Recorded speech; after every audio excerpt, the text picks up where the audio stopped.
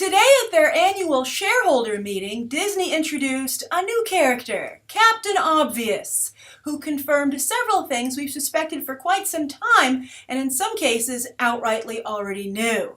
But with all these confirmations comes a few new bits of information, and we're going to discuss the two hot topics to come out of this shareholders conference, and that's Frozen 2 and some really big Star Wars information, in particular the spin-off and the release date for Episode 8. So let's start off with Frozen 2. Now everybody has assumed for quite some time that they of course would be making a Frozen 2. It's been a huge financial juggernaut for the company, not just with the movie, which is the highest grossing animated film of all time worldwide, like 1.2 billion, but it's also been huge for them in merchandising. They can't make the merchandise fast enough, but then also it's been a huge boon to the theme parks.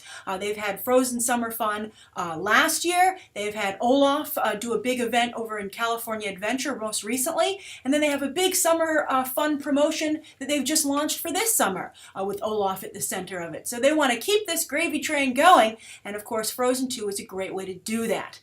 Now, the reason it's only been confirmed now is that for the last couple of months when asked about it, the powers that be at Disney Animation, and most notably the directors of the original Frozen, let's see here, I have their names here, Chris Buck and Jennifer Lee, they had said, we're not sure where to go with the sequel, we're thinking about it, it's a tough decision to make. And I think the real hurdle for them has been creatively that they kind of lucked into the success of Frozen in the first place. They're great idea people. I think Jennifer Lee is invaluable to the Disney team for what she brings to the table in terms of female perspective. But I think that in terms of executing those ideas, they aren't as strong as they should be. And I think that they benefited from a great message for the movie, a focus on two sisters, doing away with the typical Disney romance that has been around for so long, and then of course that killer song. And of course, the first Disney princess with magical abilities. I know some of you say that's actually Rapunzel in Tangled, but she didn't do that much with her hair. It had some healing capabilities, but largely she had to carry it around most of the time. We're talking, I guess, a superpower that people would really like to have. So my recommendation would be, the whole creative team is coming back. Jennifer Lee and Chris Buck will be directing, and then their producer, Peter Del Vecchio, will also be coming back. Josh Gad was part of the announcement, part of the team. He's been a real team player, although I have to say, he recently divulged on a morning news show that he has not seen Frozen yet, still, at least at that point. This was just about a month or so ago, because he says he doesn't really like to watch things that he's in. So I wonder if now he has to watch it, or maybe, it'll become like a superstition kind of a thing where he's like, I can't watch it, or the whole thing could come crumbling down. But my recommendation would be, is in addition to keeping the original creative team, because again, they're great idea people, they need to bring in someone who's really strong with story. And my recommendation would actually be Linda Woolverton.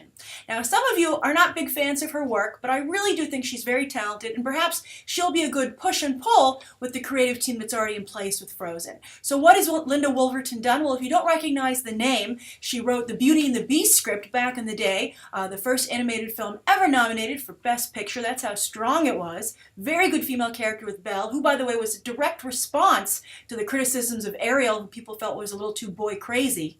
And then also she recently has been helping a lot with the Disney live-action films. She wrote Alice in Wonderland for Tim Burton, and then of course wrote the most recent Maleficent, which I know some of you didn't like, but did quite well at the box office. And I really enjoyed it, and I thought she did some really interesting things with Maleficent, and also again with the relationship with Maleficent and Aurora. And just, it's always bros before hoes, but I think it's time, as Frozen highlights, for hoes to look after hoes. So I think this, of course, is something we all expected. It's good to see that it's now official. Kristen Bell put out a very cute tweet about it with her sleeping on a bag of ice, but you'll note she wasn't at the press conference. I think that's very interesting. Maybe their contracts aren't 100% done, but they just wrapped Frozen Fever.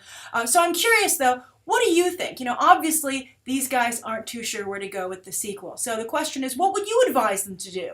Would you tell them that they should just keep doing what they're doing? You have enough faith in this creative team that lightning will strike twice? Or do you think a little stronger hand should be brought in terms of structure, story structure? And then also, what do you want to see the actual film entail?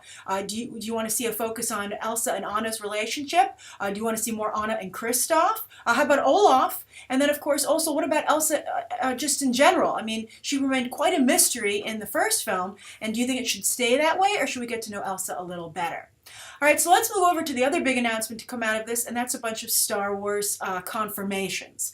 Not too much new information out of this, but the release dates are actually quite interesting that they've announced. But let's just first talk about the spin-off. It's Felicity Jones, who we all knew had been cast, is now officially cast. She's the first person to be cast. They did not say that she's the lead in the film, but by having her be the first person to be cast when they make this announcement, she really is, at least at the beginning, the face of the film. And that's a pretty big deal. Of course, Carrie Fisher's Princess Leia is one of the most famous female characters of all time, not just, in the sci-fi genre or fantasy genre, but film in general. So I think that there's a really great legacy there, and it'll be interesting to see, if they can build that up with these movies and the spin-off. Of course, they have strong female characters that we're hoping in Episode 7 with Daisy Ridley, Lupita Nyong'o, and Gwendolyn Christie, but we'll see if they're leads. But Felicity Jones, right now, the face of this new film called Rogue One. Lots of speculation to what this movie is. Is it a heist? To steal the plans of the Death Star. That's one of the rumors. Is it a Han Solo origin story? If it was, that would be quite the bait and switch, considering right now everyone's just looking at Felicity Jones's face, and they're like, but hold on, unless it's a very interesting origin story for Han Solo, we'll see. But I think Rogue One at least plays up, the rebellion aspects of Star Wars, but Star Wars is a very rebellious franchise. It's focused on overthrowing the evil empire. The Ewoks, also a little cute little rogue group. It's a group of movies with characters in them that don't take well to rules and being told what to do. So I'm not surprised that it's called Rogue One, but I think it's a great nod to the franchise and the values of the franchise. And so they have the title out there, they can start promoting it. It's trending on Twitter. Disney, again, working that magic, and didn't need Comic-Con to do it, by the way, to get Frozen 2 and Rogue One trending on Twitter.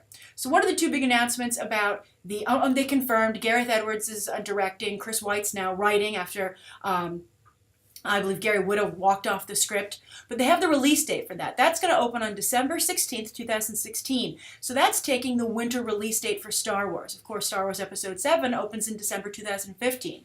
So what's happening to Episode 8? Well, they confirmed officially that Rian Johnson is directing, even though Rian Johnson himself has said, I'm making the new Star Wars movies, I'm finishing out J.J. Abrams' trilogy. But that film, Episode 8, is going to Memorial Day weekend 2017, May 26, 2017. And there is a movie currently on that release date. That's Warner Brothers, an untitled Lego movie. So we'll see if that moves or if it tries. Maybe they should make a Star Wars Lego movie. They'd never get the rights, of course, because Disney owns it, but something to compete with that and just be like, bring it on. We're a big part of your success, Lego Star Wars sets. But for that reason alone, they might not want to upset Disney and Star Wars. So probably expect the Lego movie to move. And so I think it's very interesting to see Star Wars go to this summer release date. A number of people are saying it's where Star Wars belongs. It's where all first three films in the original trilogy opened on Memorial Day weekend. And then the second trilogy, the prequels, those opened in May as well. Not always Memorial Day weekend, but still in the month of May. So people feel it's kind of tradition. And in fact, even J.J. Abrams and Kathleen Kennedy would have liked to have seen Episode 7 open in May, but decided instead they didn't want to hold off any longer and wanted it to open in 2015. So some people say, great, so glad Star Wars is returning to Memorial Day weekend. But I digress. I don't agree with this because I think that it's great to take the Lord of the Rings spot, which of course was Lord of the Rings and then The Hobbit. I think that is a real prestige blockbuster spot at this point. I think people look forward to a great genre film to enjoy during the holiday season. What do you want to do Christmas Day or New Year's Day? I know, let's watch a 3-hour movie, a fantasy movie no less. And I think that really helped The Hobbit, Lord of the Rings films, and I think it would really substantially help Star Wars. We'll see what happens, and of course, Disney could always change its mind and swap these movies out. I actually would put the spin-off in May and keep the the core Star Wars films in this winter release date, this December release date. And they could do that. If Episode 7 kills it in December, they could always switch these things later down the line. But that's what I would do, and I think, inheriting the mantle of the Hobbit films ain't a bad thing. So I'm curious, what do you think of these announcements? What do you think of Disney getting so much attention for announcing things that we already knew?